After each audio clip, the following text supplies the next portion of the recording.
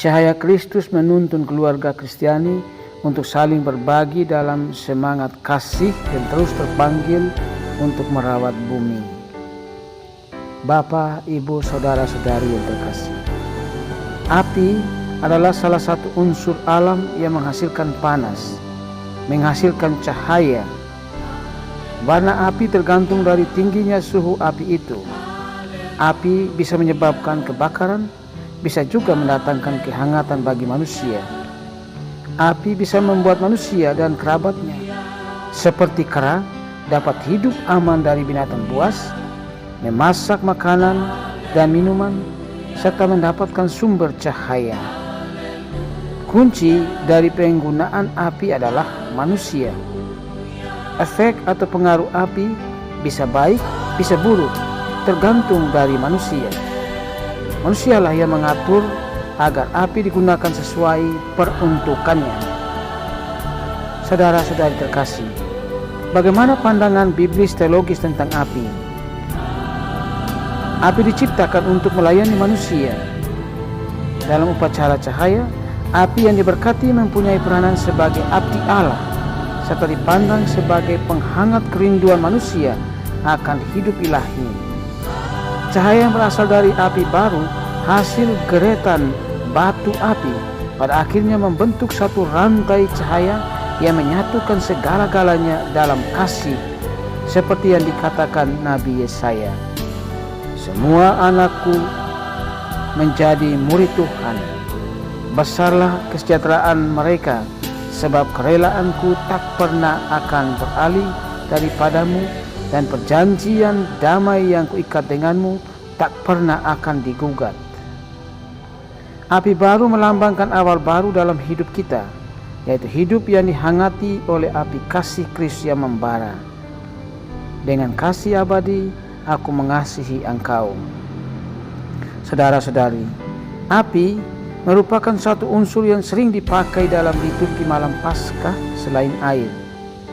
Api yang dinyalakan pada malam Paskah merupakan simbol Kristus yang hadir sebagai cahaya yang menerangi setiap manusia, setiap keluarga, setiap komunitas yang masih berjalan dalam gelap, menerangi manusia yang masih terus berkutat dan bergelut dalam dosa.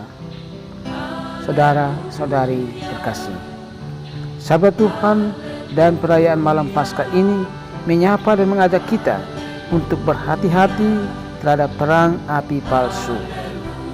Dalam dunia yang penuh tipu daya ini, kita harus waspada agar kita tidak tertarik dan terbius pada terang api palsu yang dapat menyebabkan kita mengalami karamnya kapal rohani kita. Kita ingat bahwa setan terus mengubah dirinya menjadi malaikat terang. Demikian pun para hambanya, termasuk orang-orang murtad, orang malas berdoa, malas misa, malas gereja, malas belajar, malas bekerja, adalah para pekerja yang suka menipu dengan kata-kata manis di bibirnya. Kalau kita memberi perhatian pada pemikiran palsu orang-orang seperti ini, maka akan melemahkan keyakinan dan iman kita akan Allah, Sang Terang yang hadir dalam diri Yesus Kristus yang bangkit itu. Saudara-saudari, sudah sekian jauh kita berjalan dalam dan bersama Yesus oleh sakramen baptis yang kita terima. Kita hendaknya bersyukur karena boleh berjalan bersama Yesus Sang Terang. Yohanes dalam Injilnya bab 9 memberitahu kita bahwa ketika Yesus menyembuhkan seorang buta, orang itu tergerak untuk menyatakan rasa syukurnya. Ia percaya bahwa Yesus adalah Nabi yang telah menyelamatkan dirinya yang terlahir buta.